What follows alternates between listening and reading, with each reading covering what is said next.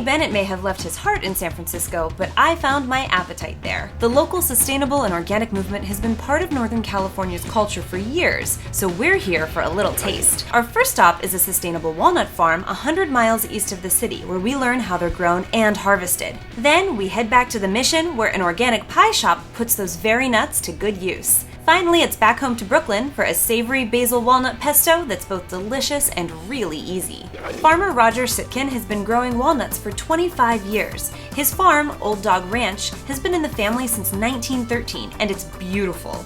Really beautiful. So James and I were pretty thrilled to spend the afternoon with Roger and his dog Abby and learn a lot more about this deliciously versatile nut. These are walnut trees, right? So what are we standing under right now? We are standing under a 25-year-old Chandler variety walnut that's grafted onto a Paradox hybrid rootstock. What does that mean?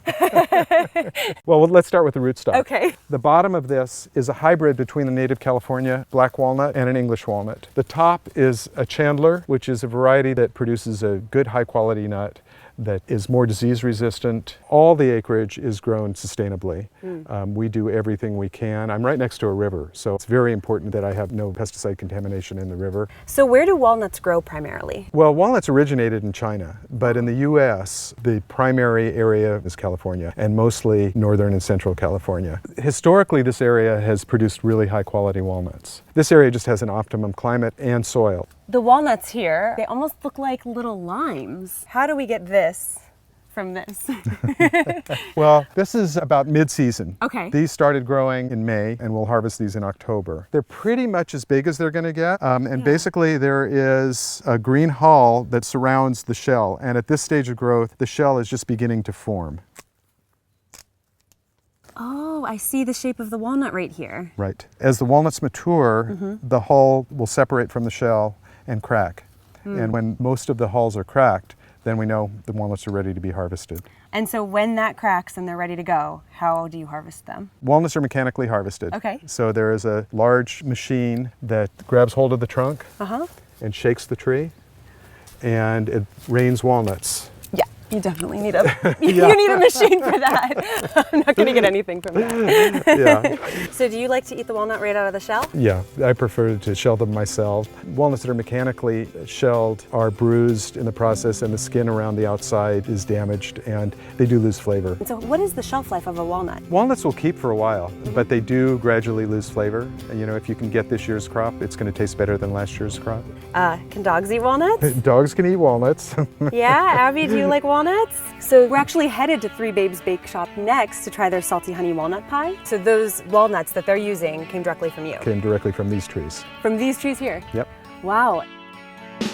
So now it's back to San Francisco to Three Babes Bakeshop, a pop-up organic pie company run by, you got it, three lovely ladies. You can get their pies online, but the real treat is enjoying a slice served up by one of the babes at a shipping container they occupy outside the Stable Cafe. So what's so special about your pies? Well, we use all organic ingredients, and we focus a lot on local farmers. And Anna and I are from a farming community, so many of the people we source from are actually farmers who we've known since we were children often, or whose families we went to high school with, and that's really fun. That's really cool. So what are we going to be making today? Our signature pie, which is the Salted Honey Walnut Pie. It's a chess pie base, and it has toasted organic walnuts mixed in. And we actually got the idea from 4&TwentyBlackbirds in Brooklyn. They make a delicious salty honey pie, and we thought, why not add walnuts?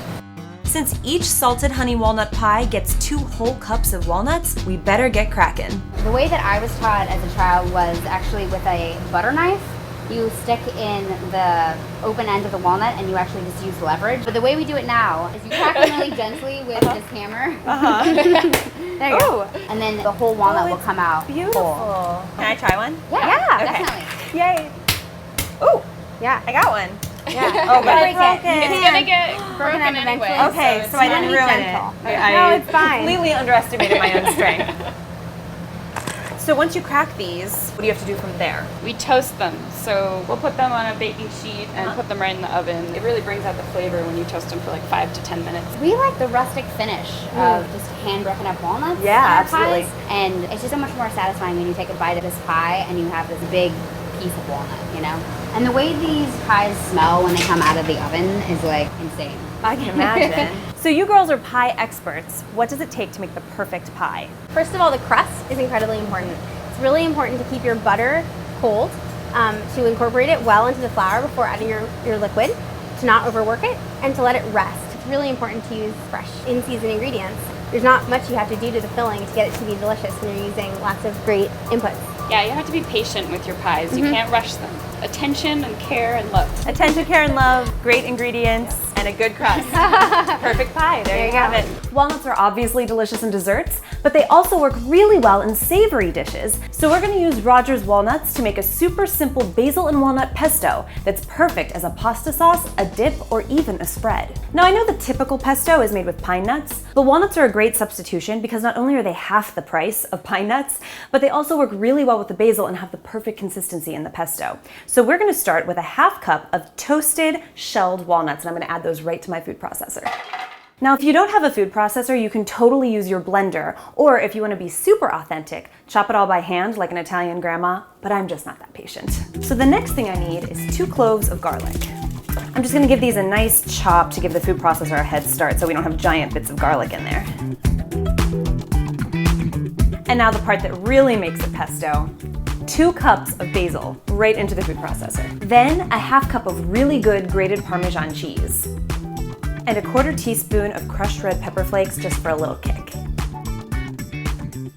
The next thing we need is the juice of 1 lemon, but I'm gonna zest it first to give it a little extra lemony kick. And we don't need too much, just about a half teaspoon. It'll really give the essence of the lemon and get all those essential oils in there. Okay, we're almost done. Just 1/3 cup of extra virgin olive oil, a pinch of salt. I'm gonna go easy on it at first. Sometimes the Parmesan can be a little salty and you don't wanna oversalt your pesto. And finally, a crack of black pepper. And now we just need to pulse it till we get the right consistency.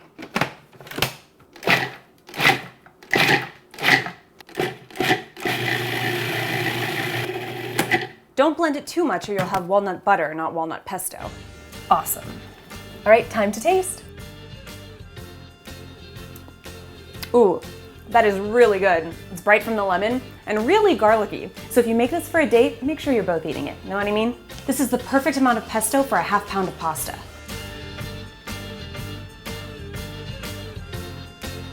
So the next time you want to make pesto, consider using walnuts. For this recipe and more, visit hungryinbrooklyn.com and make sure you subscribe to our channel. See you next time.